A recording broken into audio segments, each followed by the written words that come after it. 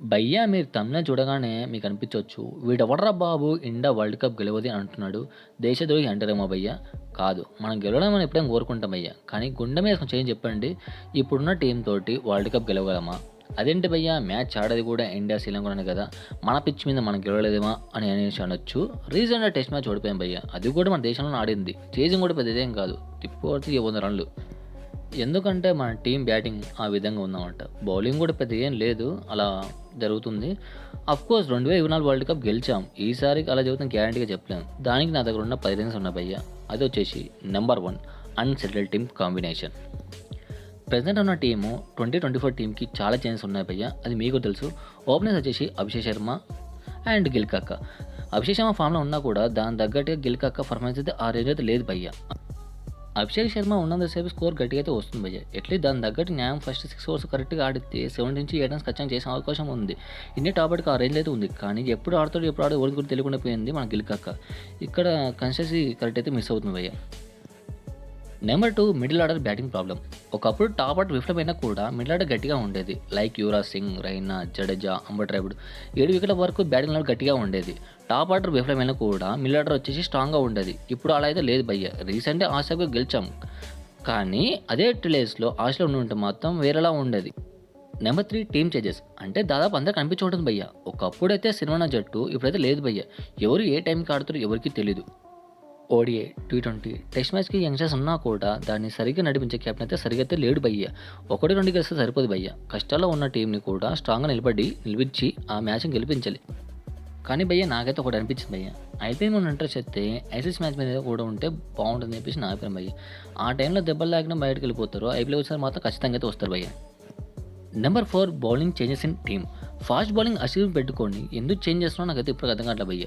Fast బౌలింగ్లో left arm pace bowler ఉంటే batting ఖచ్చితంగా కష్టం అవుతుంది. Right hand, left hand fast bowler first 4 ఓవర్స్లో ఖచ్చితంగా ఒక వికెట్ అయితే ఖచ్చితంగా దొరుకుతుంది భయ్య. ఆస్ట్రేలియాతో చేసింది అదే భయ్య. T20 సిరీస్లో ఆస్ట్రేలియాతో చూసాం కదా, మ్యాచ్ ఓడిపోతే కానీ అషీద్ రాలేదు. అతను వచ్చాకనే టీం ప్లస్ ప్లాన్ స్టార్ట్ అయ్యింది. అటు బుమ్రా, అర్షదీప్ ఫస్ట్ లాస్ట్ ఓవర్స్లో రన్స్ ఖచ్చితంగా బ్యాలెన్స్ చేస్తారు. Number 5, coach Gautam Gambhir. 2011 world cup హీరోగా ఉన్న అతను ఇప్పుడు విలన్గా అయితే మారాడు భయ్య. Because of the decision of the changes team. Talent పర్సన్ని పక్కన పెట్టేసి ఎవరినో ఒకరు తీసుకోవడం అయితే జరుగుతూ ఉంది భయ్య. అర్షిత్ రాణా, అతని మీద ఎందుకు ఇంత ప్రేమ ఇప్పటికైతే అర్థం కావట్లేదు భయ్య. ఐపీఎల్ మ్యాచ్ వేరు, ఐసీసీ మ్యాచ్ వేరు భయ్య. 3 ఫార్ములా రన్స్ మాత్రం హైలైట్ భయ్య. సంజు శాంసన్, తిలక్ వర్మ, రుతురాజ్ గైక్వాడ్, వాషింగ్టన్ సుందర్ ఇంకా చాలామంది ప్లేయర్స్ ఉన్నా కూడా వారి ఛాన్స్ ఇవ్వకుండా ఐపీఎల్ టీంకి మార్చినట్టు ఎలా పడితే అలా మారిస్తే ఎలా భయ్య. ఒక కన్సెంట్ లేకుండా పోయింది టీంకి. ఇప్పుడు ప్రజెంట్ చూస్తున్నాం కదా భయ్య, టెస్ట్ మ్యాచ్ ఎలా ఆడిపోతున్నారు, అట్లీస్ట్ 3 రోజులు ఆడలేకపోతున్నారు. అలా ఉంది టీం పరిస్థితి.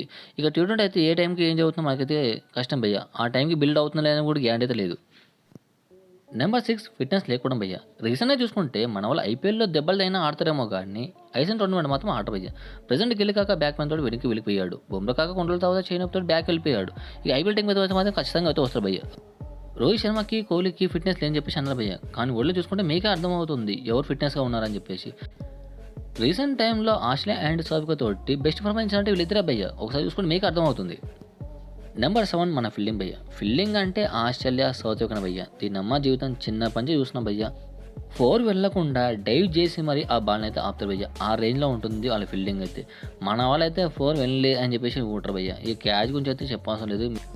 ప్రజెంట్లో మన బెస్ట్ ఫీల్డింగ్ ఎవరు ఉన్నారంటే జడేజా భయ్య. ఒకప్పుడు యువరాజ్ సింగ్, రైనా, మహమ్మద్ కైఫ్ ఇలాంటి ఫీల్డర్స్ అయితే ఈ టైంలో అయితే లేరు భయ్య. మీకు కరెక్ట్గా చూసిన తర్వాత మీకు అర్థమవుతుంది. అండ్ ఆల్సో కీపింగ్ కూడా మనకు కొంచెం మైనస్ పాయింట్ అయింది భయ్య. ధోని లాంటి మళ్ళీ కీపర్ దొరుకుతారా లేదనేది కొంచెం అయితే గ్యారంటీ అయితే చాలా వరకు తక్కువనే భయ్య. అలాంటి పర్ఫార్మెన్స్ చూడాలంటే ఆయన తర్వాత ఎవరైనా అనేసి అనుకోవాల్సిందేగా. నెంబర్ 8, మన టీం సెలెక్షన్. మనది అర్థమైంది ఏంటంటే భయ్య, టీం ఎప్పుడు కొత్త ఎవరు వస్తారో తెలియదు, ఎప్పుడు పోతారో ఎవరు తెలియదు. మంచి పర్ఫార్మెన్స్ ఇచ్చినా కూడా పక్కన పెడతారు భయ్య. అలా ఉంది మన సిచ్యువేషన్ అయితే ఇప్పుడు. సరిగ్గా అబ్జర్వ్ చేసా భయ్య, తిలక్ వర్మ ఆసియా కప్ గెలిపించా భయ్య. ఆ తర్వాత ఆసియాతో కూడా సిరీస్ కూడా ఆడాడు. ఒక మ్యాచ్ ఆడలేదు, నెక్స్ట్ మ్యాచ్ పక్కన పెట్టేశారు. రింకు సింగ్, వాషింగ్టన్ సుందర్ టాలెంట్ ఉన్న వారి కంటే పొలిటికల్గా ఉన్న వాళ్ళకి ఛాన్స్ అయితే ఎక్కువ వస్తున్నాయి భయ్య. నిజంగా చెప్పాలంటే అదే జరుగుతుంది ఇక్కడైతే సిచ్యువేషన్ అయితే. నెంబర్ 9, రోహిత్ అండ్ కోహ్లీ లేకపోవడం భయ్య. కరెక్ట్గా అబ్జర్వ్ చేస్తే మాత్రం రీసెంట్గా సౌఫ్గా తోటి చూడండి, మీరు చెప్పండి, టెస్ట్ మ్యాచ్ ఓడిపోయాం. కానీ ఓడిఐ మా సిరీస్ మాత్రం ఖచ్చితంగా గెలిచాం. బికాజ్ ఆఫ్ దట్ అంటే రోహిత్, కోహ్లీ వచ్చిన తర్వాతనే ఆ మ్యాచ్ అయితే జరిగింది. ఎందుకంటే టీంకి బలం అయితే వీళ్ళిద్దరే భయ్య. వీళ్ళు కరెక్ట్ ఆడితే ఆటోమేటిక్ మ్యాచ్ మనదే అవుతుంది. ఇప్పుడున్న సిచ్యువేషన్ వీళ్ళని ప్లేస్ని రీప్లేస్ చేసే వాళ్ళు అయితే ప్రజెంట్ ఇప్పుడున్న సిచ్యువేషన్ ఎవరు లేరు భయ్య, పక్క గ్యారంటీది. సో మనం అబ్జర్వ్ చేసిందంటే ప్రెజెంట్ మనకు ఓపెనర్ అండ్ ఫస్ట్ డౌన్ వాళ్ళు బెటర్గా ఉండే వాళ్ళు దొరకాలి భయ్య. అలా అని చెప్పేసి ప్రతిసారి మారితే మాత్రం ఖచ్చితంగా టీం పోతే బొక్క పడుతుంది భయ్య. నెంబర్ 10 లోకల్ మ్యాచెస్ ఆడుకోవడం భయ్య. క్లబ్ మ్యాచ్ కూడా కొంచెం ఆడితే కొంచెం సెట్ అవుతుంది భయ్య. మనోళ్ళు దానితో మొత్తం పక్కన పెట్టేసి ఏడికాడికి అయితే ఆ మ్యాచ్ చాలా వరకు తగ్గిపోయింది భయ్య. మరి ఐపీఎల్ వచ్చాక మొత్తం మారిపోయింది అనుకోవాల్సిందే ఖచ్చితంగా అయితే. ఐపీఎల్ మీద ఇంట్రెస్ట్ అయితే దీని అయితే లేదు భయ్య. ఇది నాకు అనిపించిన ముచ్చట భయ్య. మీకేమైనా అనిపిస్తే కింద కామెంట్ చెప్పండి గెలుస్తుందా లేదా అనేది. ఇక్కడ దాకా మీరు వీడియో అంటే మీకు వీడియో నచ్చింది అనుకుంటున్నాను. Thanks for watching and signing off facts భయ్య తెలుగు. జై హింద్.